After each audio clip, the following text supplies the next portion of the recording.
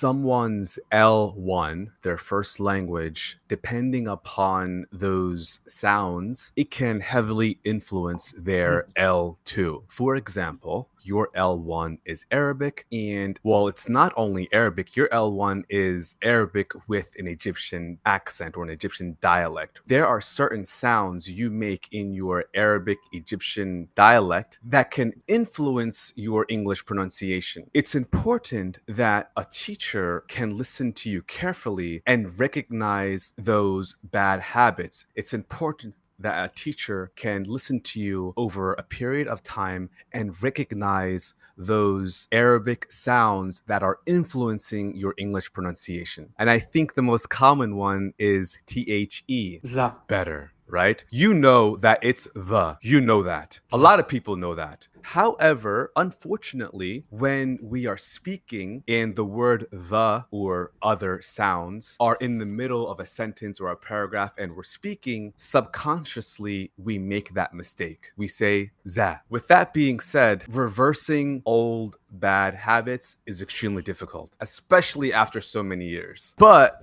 the good news is that we live in a world now where technology and internet connects us. Like, comment, and subscribe. Click that bell notification. Follow me on HelloTalk. Follow me on Instagram. Subscribe. Am I finished?